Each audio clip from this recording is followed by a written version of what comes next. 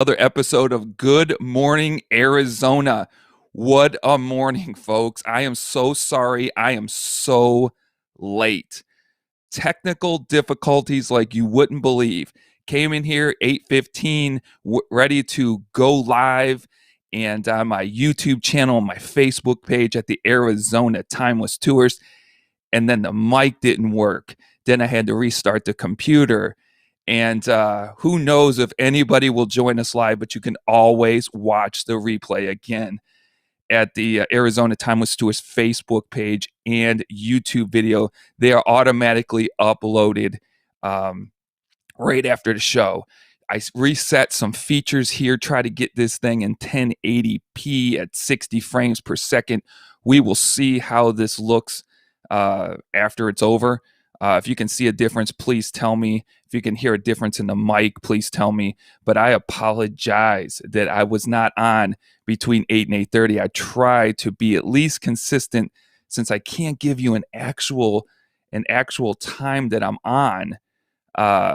Between 8 and 8:30. I try to jump on no later than 8:30, and today's technical difficulties were ridiculous. And then I'm about to hit the go live, and I get into this coughing thing. I got something caught in there, and all of a sudden I'm coughing. So I had to go out and get that coffee. So I had to step back out. And what a morning, folks. What a morning. But you know what? It makes life interesting, right? It makes life interesting. We're going to start off with the sip of this coffee to soothe the old throat here and start this great episode of Good Morning Arizona this morning. Wow. What a day so far. Wow. All right.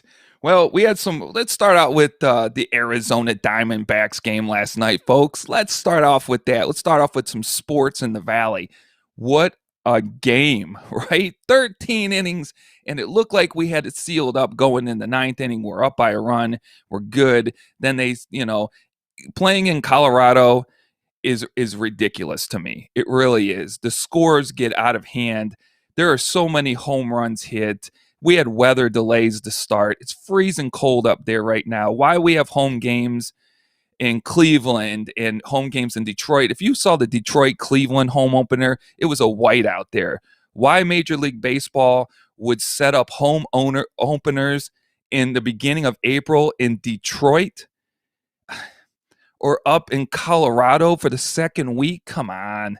But the Diamondbacks pull it out in 13 innings. Great job to those guys. We got the Coyotes on tonight again against the Kings. Hopefully they can get another victory, a third victory in a row, and maybe a third hat trick game in a row. It's been pretty amazing in Arizona sports lately. The weather has been unbelievable. We are looking at 91 degrees in the valley today. We started out in the low 60s this morning. Just an unbelievable time. It really is. Looks like summer's coming quick here to the valley, but that's why we live here, isn't it, folks? Let me head over to the chat real quick. Again, I don't expect a lot of people on here because we started so late, and I apologize. Again, technical difficulties here at the Arizona Timeless Tours home headquarters. It was a rough start to the show, but we seem to be up and running. Hopefully everybody can hear and see me. So, what are we going to talk about this morning? We're going to bring up some graphics here. Let's go over here. Let's start on the first location and let's just get into it, right? This is a hidden gem in Chandler, Arizona. I've been here many years, folks, and I only live roughly, I don't know, 8 miles away from this next location I'm going to give you. And it is a great place to take the kids. It's open on the weekends. I actually wrote it down because it's been maybe 6 months ago I was there. It's only open through May 30th. It is not open in the summertime because this place is just too hot.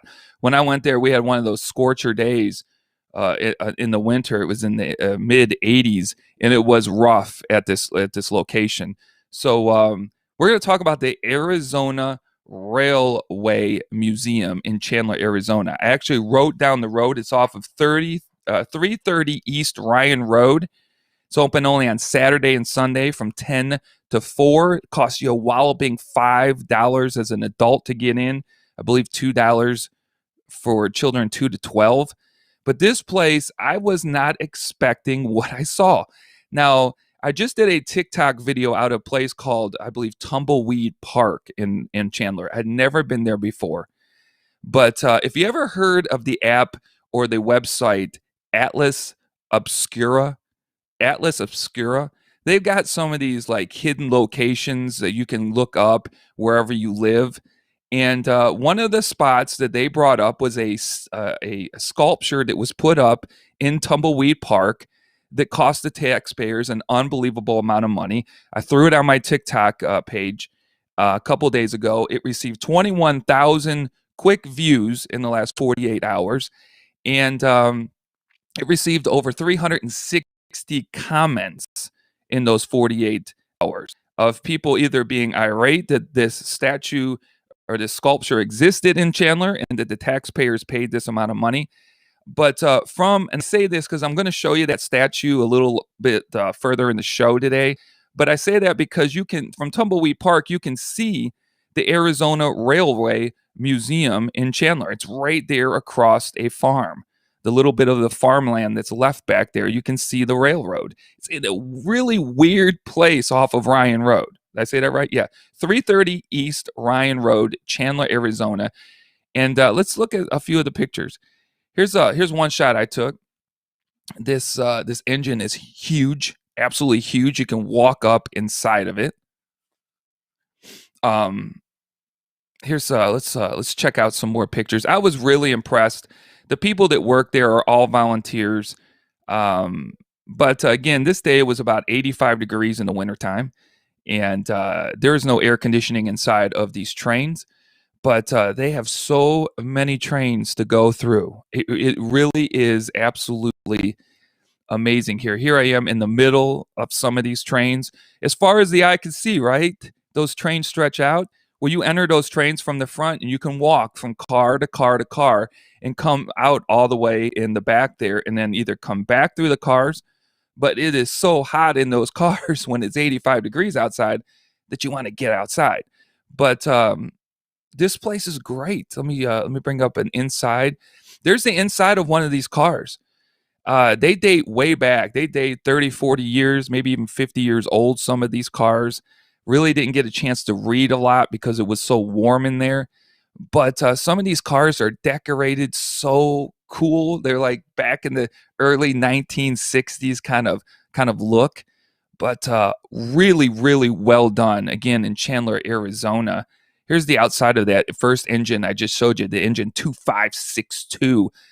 This thing is just mammoth. It really is. When you stand next to it, you saw the first picture of me standing in front of it. But on the other side, they have a platform, and you can go up into the side of this engine and see where these two guys used to sit in the front of this engine to control it. It must have been quite warm and quite noisy back in the days to run this unbelievable piece of machinery right here. But the Arizona Railroad Museum in Chandler, I believe this is an unbelievable hidden gem. I want to know if you're listening or if you're listening later to the rerun of this. Did you know that this place existed? It's come up a few times in some of my searches over the last 12 to 15 months. I just didn't think it was worth a look. I'm going to say it right now. I was 100% wrong. This place is definitely worth checking out. Take the kids, take anybody that loves trains. You'll be out there for quite some time.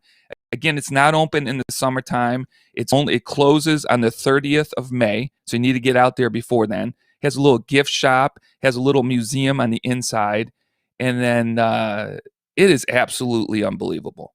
It really is. Again, located at 330 East Ryan Road in Chandler, Arizona.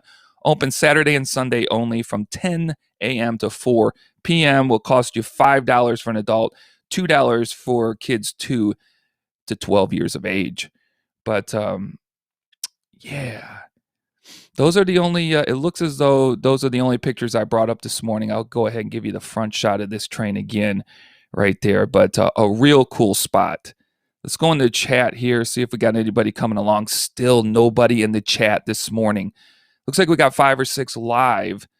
Hoping that the chat is enabled, that you can click on it and say, hey, if anybody's out there and you can just type in hello so I can see that the chat is actually working and the stream is actually streaming, that would be greatly appreciated.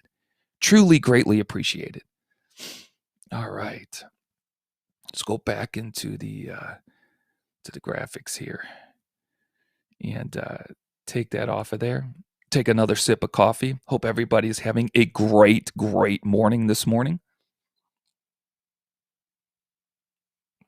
For some reason, getting a lot of feedback in the headphones, so I really need to know also in the chat if you hear that feed through the mic on the live here.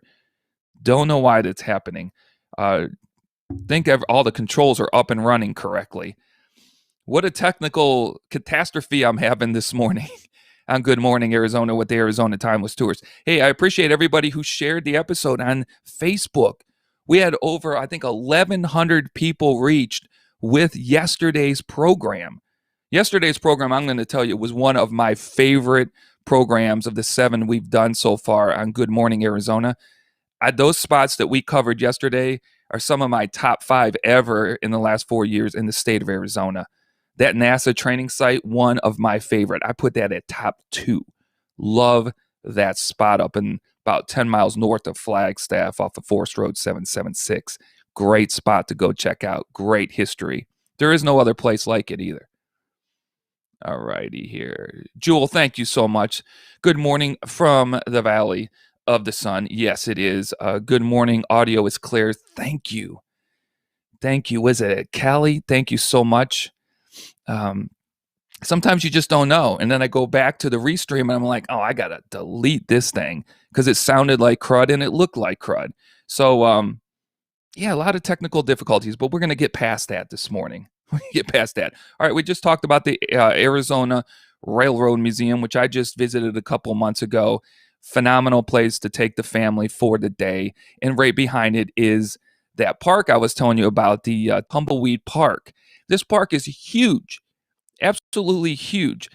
One thing about Arizona, and especially down here in the valley, with some unbelievable parks. I grew up for 30 years on the East Coast of the United States. They do not have parks like they have in Arizona. Some of these parks are absolutely amazing. And let me show you the graphic really quick, the picture that I took of this because it was on this main web page, Atlas Obscura, that I went out and filmed this for my TikTok account. It wasn't to say, oh my goodness, how could Chandler, Arizona have put this sculpture up and had the taxpayers pay this much money? It had nothing to do with that. It was one of these things that they found interesting and they put out there. So I took my son and we went out and checked it out. And I will have to say, I was not impressed. I am not a guy that's, loves a lot of different kinds of art, but I appreciate art. But this is the sculpture, and you really can't tell by the picture how small this thing is. This is the only real picture I took of it. That's it, folks. Now, you can see the little plant that's growing up behind it. This thing is not large. This sculpture is not large at all. It sits right in the transportation area of Tumbleweed Park in Chandler, right where the buses pull in and out. That's where this sculpture is located. And the reason Atlas Obscura put this on there is because it cost the taxpayers of Chandler, Arizona, I think back in 2008 when this was put up, $100,000. $100,000. I'm not criticizing the art. I'm not criticizing the sculpture. I'm not criticizing the city of Chandler, Arizona. But some major websites and stuff have listed this on there as one of those things that you got to go see because it says it cost the taxpayers $100,000, and it's not definitely not one of the best sculptures I've ever seen in my life. And where it's located is just weird to me in front of the bus stop. and that it would cost this much money. If you get a chance, go out there and check it out. You'll see what I'm talking about. I thought this might be just a smaller version of the big version. And then I looked around and said, no, this is the actual sculpture that they put up for $100,000 in Chandler in the Tumbleweed Park. So I just added that into today because, again, that's just amazing to me. And it's amazing to one of the bigger web pages that have these little secret hidden gems throughout each location. They list it on their page. So I went out there and checked it out. And wow, the comments that I'm getting on TikTok, I would say 95% of them are like, the taxpayers got ripped off.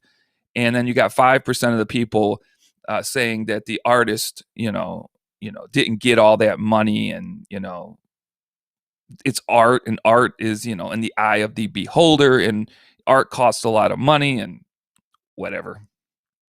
Everybody has their own opinion, right?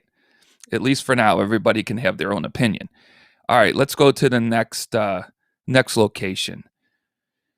Let's go. Boom, right there. How many people know where this is? I bet you a lot of people who are watching right now know this location, or at least have passed by this pyramid. But where is it located? Because we have a lot of pyramids in the valley. You ever notice that some of the main buildings in Tempe are upside down pyramids? Check it out sometime. There is a building in downtown, one of the main city buildings, that's actually in the shape of an upside down pyramid. And some of the things they got around the building are questionable on why they would have the design like that. The design, they're saying, is actually cools the buildings a lot better. But an upside down pyramid, what an architectural kind of feat, right? But look at this. This is on Post and Butte. Let me head over to the chat real quick. This is on a Post and Butte. How did this come to be? When was it placed up there? If you're driving down Hunt Highway going towards Florence, because this is in Florence, right before you get to State Route 79 and turn right to go to Florence, and you'll see the prison right in front of you. As you're going down, you'll see Post and Butte. And Charles DeBrill Poston, who they call the father of Arizona, is buried right under this pyramid. But this was not where he was originally buried.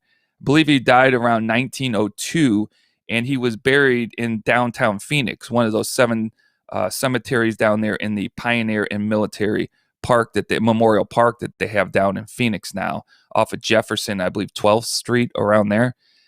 Right where the Lost Dutchman is buried. We talked about that in a couple of episodes ago. But he died there. But this guy had quite the life. He's called the father of Arizona for a reason. He was born in Kentucky back in 1825. He ends up in 1850 working in San Francisco, California.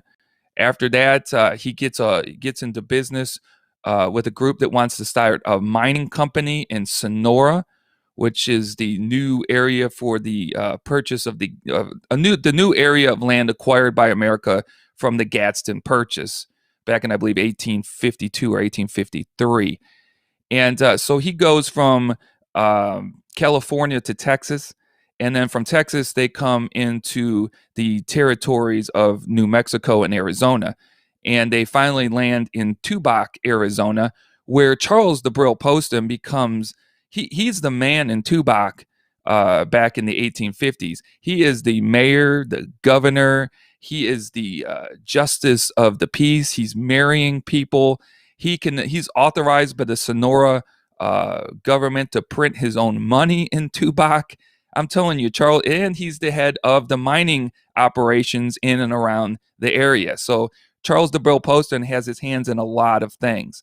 But in 1862, things go south, and Charles needs to leave out of Tubac because, well, the Union troops are pulling out of Tubac. They've been in there to help the citizens be protected by the Apache raids that were happening all the time, and the Apache raids stopped as soon as the troops came in. The troops had to leave to go east towards the Civil War, and the Apache raids started happening and pretty much demolished the town of Tubac, and Charles Poston got out of there. And he ends up in 1862 in Washington, D.C., where he helps to lobby Congress to have Arizona become a separate territory. And Abraham Lincoln signs that into law in February of 1863. Arizona officially becomes a territory of Arizona. That's why Charles DeBrell Poston is called the father of Arizona. That's just a short, quick version of that. But that's where, so this, let me see if I got another shot up here. This is the view from the top of Poston Butte, looking out the other direction. Down there is the railroad tracks. There's actually a path that people hike up to this little monument all the time. Usually when I'm there, there's at least 2 cars on the side of the road, and you come across people going up and down. But I noticed of the 10 people that I've come in contact with, I always ask them, do you know why that pyramid is up at the top? And they all 9 out of the 10 told me they had no clue what that pyramid was doing up there, or why it was up there, or when it was placed up there. So I have time to educate people. It's really a good time to tell people about all my social media pages. I've had some great conversations on the way up to Poston Butte.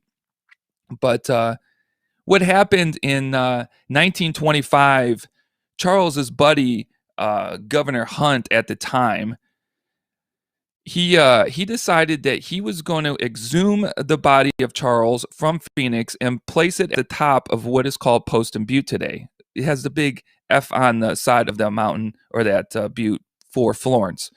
And the reason he was going to do it is because Charles Poston tried to build a temple to the sun god on top of this butte. He had been to India in his travels in the 1870s, I believe, and became really involved in, read a lot of books about the temple of the sun gods. And he actually, I believe, wrote a book on that in his time, decided to try to build his own temple to the sun god on top of this butte, ran out of money, so it was never finished. Well, Governor Hunt came along and said, hey, let's build this pyramid, faced it towards the east, the entrance, and bury Charles up here where he tried to build this temple to the sun god. So they had a huge ceremony where 1,000 people gathered up here on this butte in 1925, celebrating Charles DeBrell Poston's 100th birthday. And they brought him up here and they buried him there. And again, 1,000 people were in attendance for this ceremony. So that's where Charles DeBrell Poston now lays, his remains lay since 1925. So that's the story of Charles DeBrell Poston. A lot more to talk about on him. I did a podcast on him. I've done numerous TikToks and YouTube videos on him. His life is really, really interesting. What I just said about him, that's just in such a compressed form. I could talk about this guy for probably a good solid hour of all that he accomplished in his life and all these things that he did.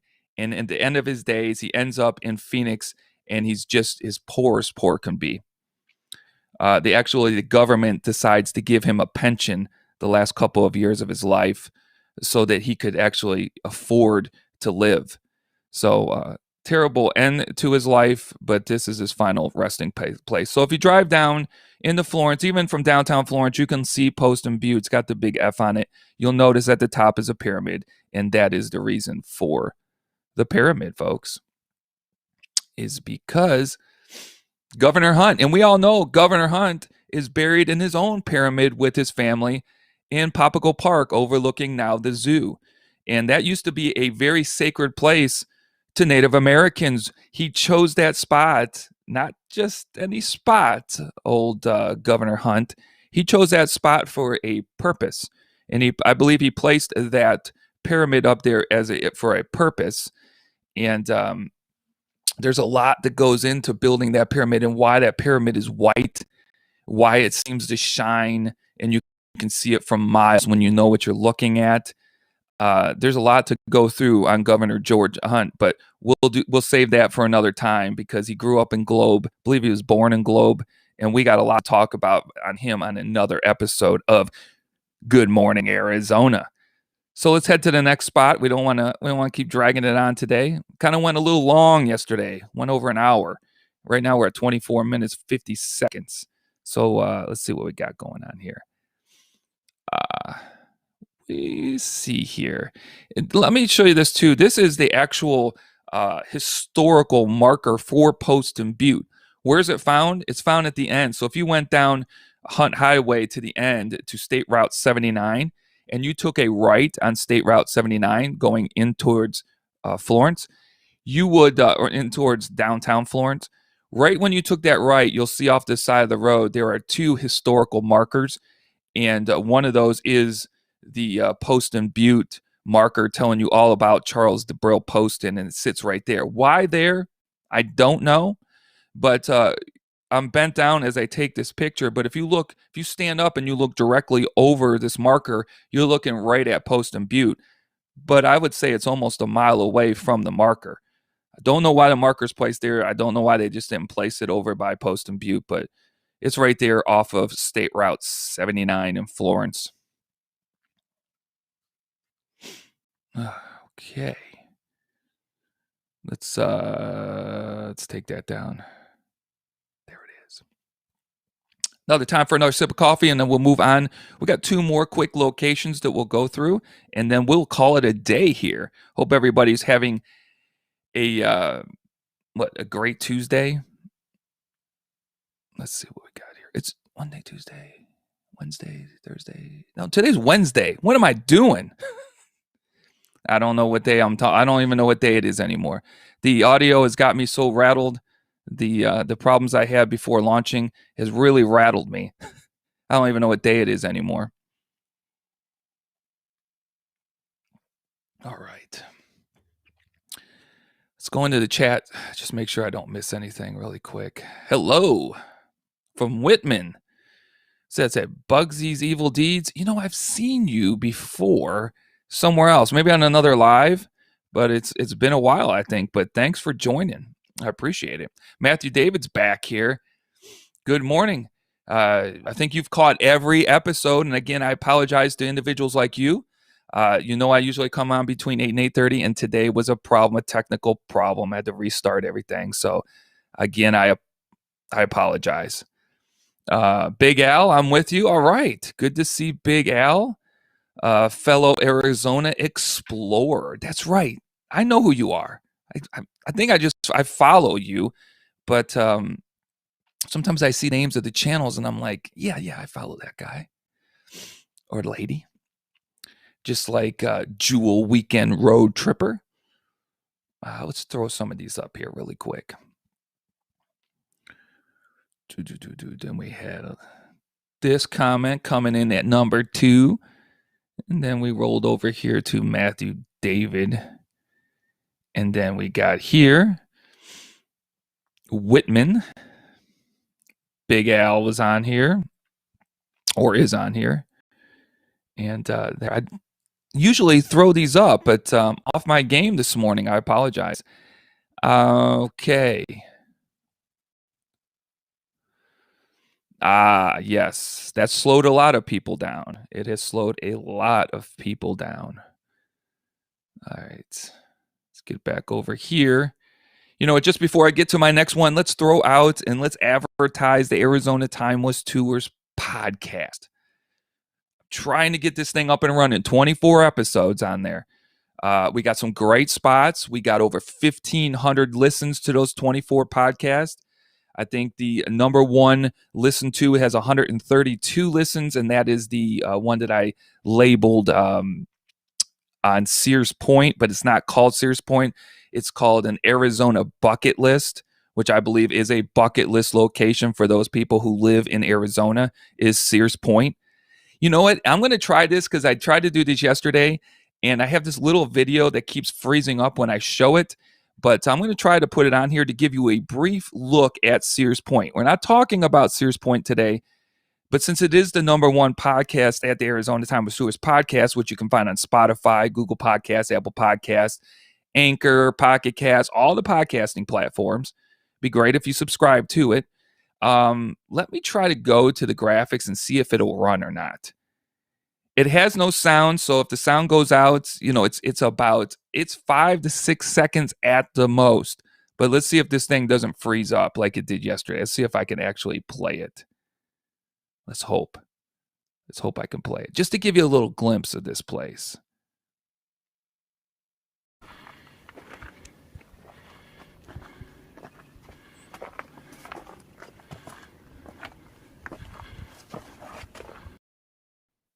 Yeah, it worked. Did you see it? I might want to play it again because it actually worked. I think I'm gonna show it to you one more time because you don't realize this video on here has been a problem. And yesterday I could not show that video, so I'm going to show it to you one more time. This, I believe, is the reason that the podcast has 132 or 133 listens because I give you the whole travel adventure that I took to get to this site, which I believe is the best rock art site in the state. This is just a little extra in here today. I wish I would have started off with this. See if it will if it will go twice.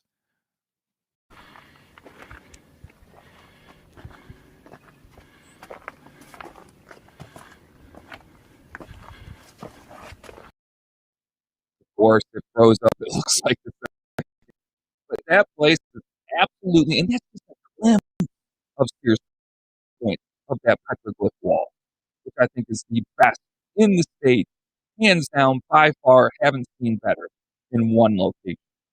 But let me move on. Happy it was the first time I should have tried it.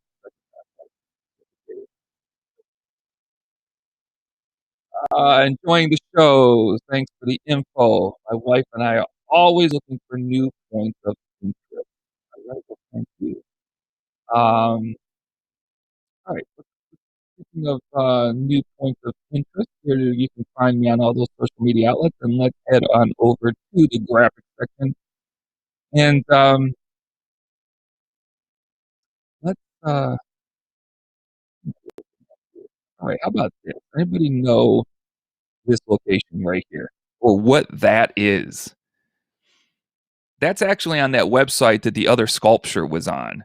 Uh, but most people miss this. It's in downtown Phoenix, but most people miss it. And I think I've driven by it in this certain location that I'm going to talk to you about another time. I've probably driven around this sculpture at least 5 times in the last couple of years. Never noticed it because really, there's no really a big spot to park around the area, but it's really located right on Roosevelt Row.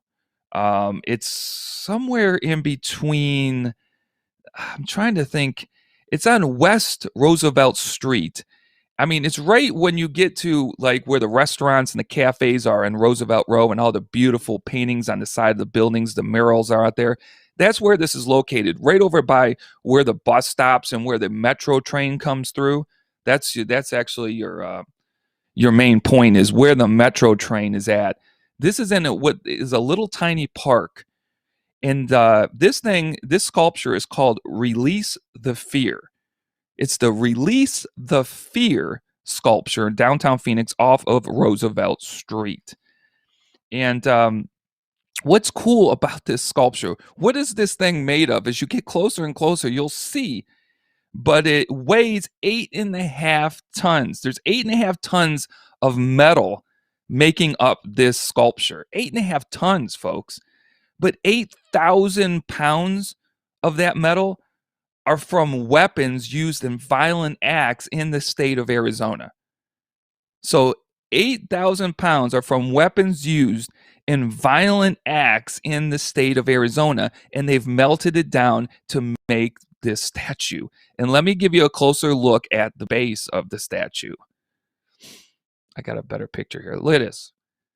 All these weapons that are melted into the sculpture right here, and then the rest of them are melted in to make the release of the sculpture.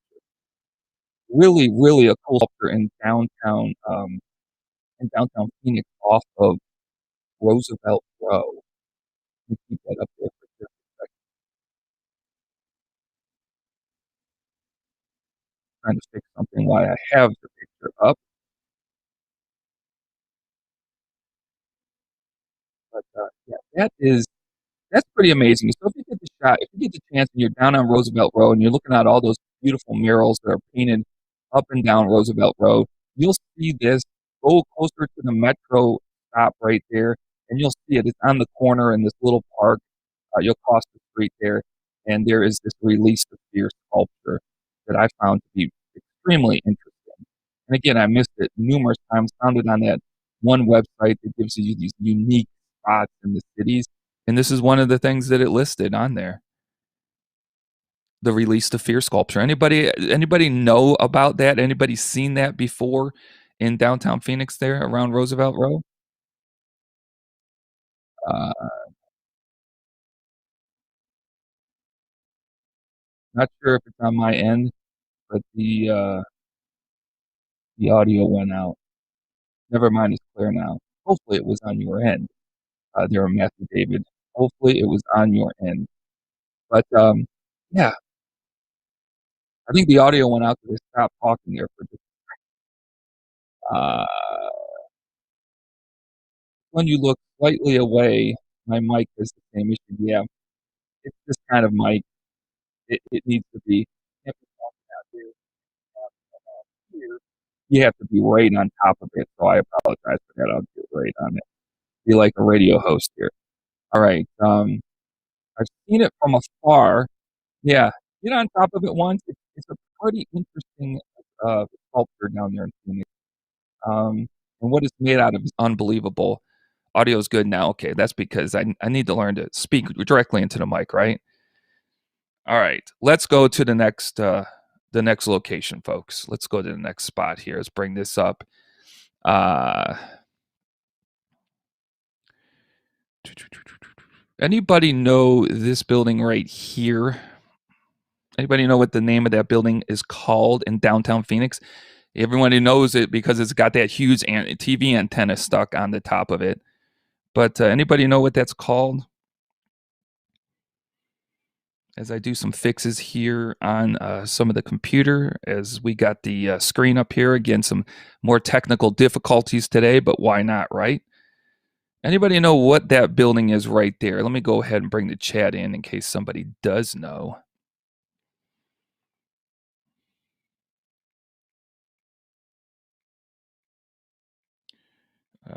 Just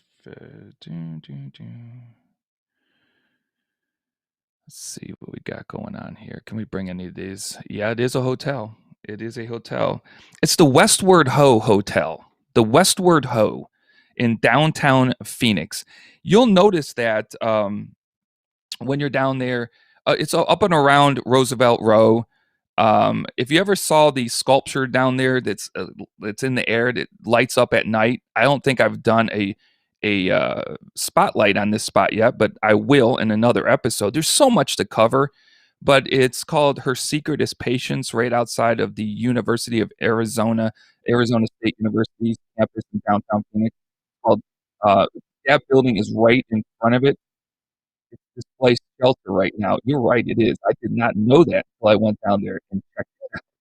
But the Westward Ho is a displaced shelter and has been for quite some time, I believe. But you know what's cool about that spot is that if you stand in front of that building, the front entrance to the building across the street, and you stand there, uh, what are you going to see? What used to be there? Well, does anybody know what these are? Let me bring this up really quick. Let me bring this up. This is the whole reason why I'm showing you. Anybody know why? This is right across the street. So if you tilt the camera to the left, you're looking right at the Westwood Ho Hotel, which is, yes, now a shelter. But if you look at that, you're standing on the street right there on the sidewalk. These uh, glass blocks are sitting on the sidewalk, and there's about 1, 2, 3, 4, 5, 6. There's about 9 of them because they curve off a little bit and they go down the street a little bit farther down. Right before you get to the street, there they started curving off. Do you know why these glass blocks are on the sidewalk across from this hotel in downtown Phoenix? I've walked over them numerous times. I did not know until I did a little research on them. Yes. Yes. I posted that on my TikTok, and I think we got about 100,000 views on it or something like that. I did a YouTube short on this, and it got over 700 views really quick.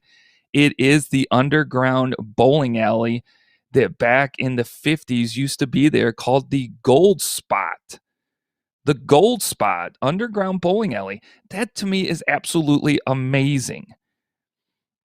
Underground Tunnels KM says, um, I do know that on YouTube somewhere, every time I post this on a YouTube video or on a YouTube Shorts or on my Facebook page or on my TikTok, people always show and link up the YouTube video where one of those glass blocks is missing, or you could actually sneak in a GoPro and put it on a string and lower it down there. I just didn't want to do that. I really didn't think there was any reason for it, but the video gets a lot of looks, and then they attach it to all of my videos on this spot. And they lower the GoPro down in there, and really you can't really see anything. It's just a dark area that's open down there. They say a tunnel used to run from the hotel to the bowling alley back in the days. Don't know if that's true or not. A lot of people speculate on it. Why wouldn't it?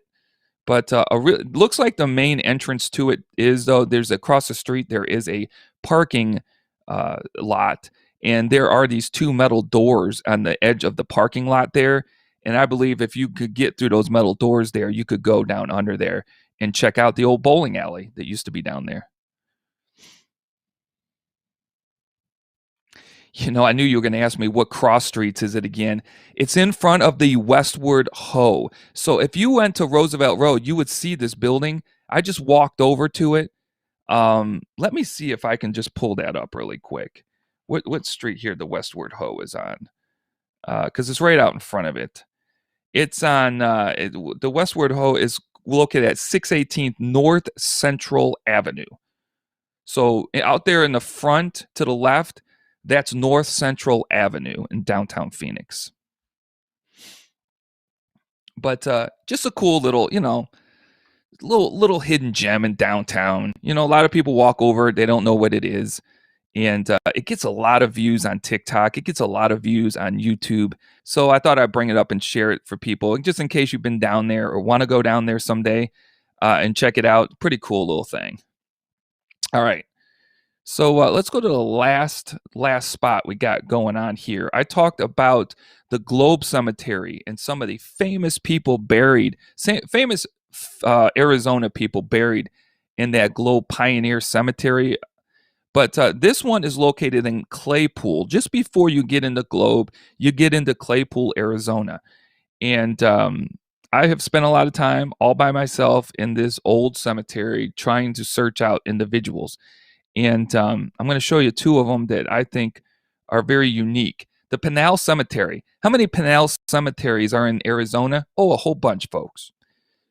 Where Maddie Blaylock Earp is buried, the first common law wife of Wyatt Earp, is the Pinal Historical Cemetery in Tano National Forest. This one is called the Pinal Cemetery. I know there's another Pinal Cemetery not too far. But this is the Pinal Cemetery located in Claypool, Arizona. This is the entrance to it. Now, there are two people buried in here. One, I'm going to probably pronounce the name wrong. I looked at it as best I could. You can either pronounce it Takali, it looks like, or Takaliya. But Chief Takali or Takaliya is buried in this cemetery. It's one of the main purposes of my visit here. And a gentleman was building a wall, fixing up a wall around this very old cemetery. And it's in a very old side of town. And he was building it up, and I was looking through it, and you could tell he was just watching me. He's like, this huge cemetery, and I'm walking through trying to find two graves. One of the graves he helped me find, and that's the grave of Chief Takaliya. And I will tell you about him in just a second. The other one is I needed to find the grave of Pearl Bywater. Pearl Bywater, known to most people as Pearl Hart, the first female to rob a stagecoach, is supposed to be buried in this cemetery, but under the name of Pearl Bywater. We'll get into that. It took me 2 trips of 4 hours because the GPS wouldn't work to find Pearl Bywater's grave, but we'll show you that in a second. But here is the grave of Chief Takaliya. You'll be able to see it up close and help me with my mispronunciation of this famous chief's name. Why are we going to look at it? Because he was on the San Carlos Reservation under Indian agent John Clum back in 1874. John Clum came in, wanted the Apaches to govern themselves, so he started an Apache police force on at San Carlos. And this was one of the very first Apache police that was put on that force.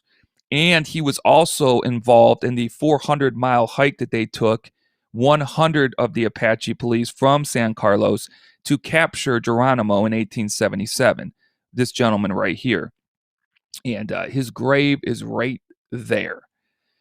And I was told by the gentleman who helped me find this, because I would have probably never found it, or it had taken me 2 more times to go and find it, because it's on a hill. And he told me that there are individuals that come out once a month to take care of this gravesite, and I believe it, because it looks like it's freshly painted. The stone looks great, but I'm going to give you an up close what most people are like, they can't believe, and that is the birth-death date that's on this tomb. So let's get a closer look at this. There it is. How would you pronounce that? Chief Takaliya? Chief Takali? I'm not, but he says he's born in 1817 and passed in 1930. Do you know how old that makes him? It says right there, a U.S. Scout. And it's really well kept. But this guy says he lives, 113 years. Now, I don't know if that birth date is right. We do know that Native Americans do take care of this site once a month. And obviously, this headstone has had to have been replaced in the grave area once or twice before. So you can, it looks roughly new. But yeah, just a famous individual in history. A lot of people say that Geronimo was not captured. He sure was in 1877 by John Clum and 100 Apache police and brought back to the San Carlos reservation where he was locked up. Now, there's a lot that goes into why he was released, why John Clum left that reservation just after that, and why we had to put up with, for the next 9 to 10 years, with Geronimo. But he was one of the original 100 police that helped capture Geronimo and march him back 400 miles to the San Carlos reservation in 1877. Really unique individual in history. So I had to go and find this grave site right here. Let me bring up nothing else in the comments. And so that again is located. This is what, again, the grave, if you go out to look at it, this is what you'll be wanting to look for off on that hillside, a grave that looks like this right here. And again, the front, where did it go? The front of the graveyard looks like this, the Pinal Cemetery. Now, the next individual I wanted to find, again, it took me 2 times after 5 hours searching by myself, because when I told the individual the second grave I was looking for was the grave of Pearl Hart, who was known as Pearl Bywater. It was buried with her husband in this graveyard. And my GPS worked just a tad.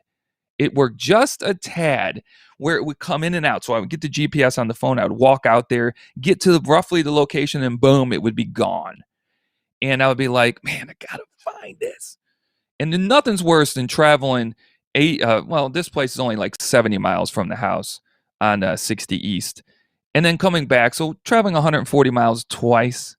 So I got back out there, and I knew the GPS coordinates were in that one location. So I just kept searching back and forth. And then I found it. And I probably walked by it about 15 times in the 2 times I was there in the 4 hours I spent in there. It took me probably 45 minutes to an hour to find Chief Takaliya's gravesite, and then I asked the gentleman for help. He knew that name, he knew that site, and it took him about 10 minutes to help me find it. The other one, he had no idea. He didn't even know who Pearl Hart was. And just a backstory on Pearl Hart: first female to rob a stagecoach. I'm not sure if in any state, but definitely in the state of Arizona. First female bandit, robbed it out of Riverside Station. We talked maybe about Riverside Station in another episode of Good Morning Arizona. If you want to go check out the prior episodes, they're still loaded to the Facebook and YouTube sites. But Pearl Hart was in 1899. Her and a gentleman robbed a stagecoach just outside of Riverside Station. They got caught by the sheriff of Florence, brought back to Florence, put in the 2nd Pinal County courthouse to be locked up, was tried twice there, was sentenced to 5 years in the Yuma Penitentiary, only served 2 because she came up with a story that we don't know if it's true or not, but scandals happen all the time, like they keep happening today in our government. They were happening back then, and the governor of the territory at the time released her after only 2 years of being locked up, told her she could not come back to the territory of Arizona, never again. Okay, so we know she was let out around 1902, 1903 time frame. And when the 1940 census happened up around Globe, the census taker is the one that identified this Pearl Bywater as Pearl Hart. Now, I don't think it would have been too hard to kind of identify Pearl Hart. She was short. When she went back home, she ran a cigar shop. Some of the things that the lady, when she was doing the census in 1940, came across was this lady that looked like Pearl Hart. She had a bunch of cigar butts just laying all over the room that the lady was in. A little bit of more information. Now, some other people at the historical societies here in Arizona believe she's buried out in California. They don't think that Pearl Bywater is actually Pearl Hart. There's nobody 100% sure on this. We're taking the 1940 census taker for this, but I had to go out and find it. There is little knickknacks that are laid upon that grave. So a lot of other people believe that this is the spot, but let's show it to you. I know I got it here. This is it. Boom, right here. There's her husband, George Kelvin Bywater, and there's Pearl. And you'll see there's some money laying there on the grave of Pearl's side. And it is said that she came back and she lived in the area of Globe for quite some time.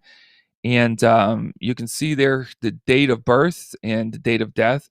Her husband dying in August of 1955, and then her dying December of 1955.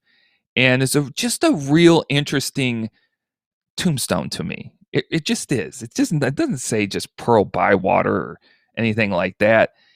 It's just resting with a horse, and somebody resting there with a cactus there. That's just an interesting. I didn't see too many of these tombstones in the cemetery that were decorated like this. They had this picture on it.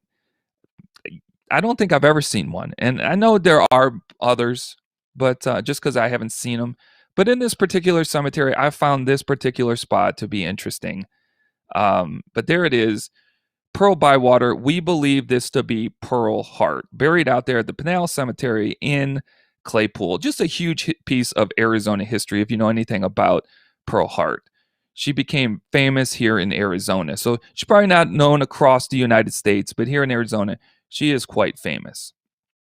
So there it is. Check out all of her.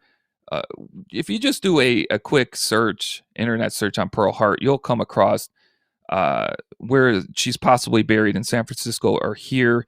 That her trial in Florence, how she on the first trial got off, and it upset the judge so much that he charged her again, and it didn't take much time for the jury this time to find her guilty and sentence her. Then again, she says that she's pregnant, as how she got out after only 2 years in the penitentiary in the territorial prison down in Yuma. And there's only a few people that had access to her. So you would see how this would cause a ruckus in the community if that was actually true. So they let her out, and they told her not to return back to the territory of Arizona again for the rest of her life. So is this her grave? Is it not? It's a great mystery, folks. But a lot of people believe it is. I took a lot of time to find it, so I thought I'd go ahead and share it with you today. All right, let me go ahead and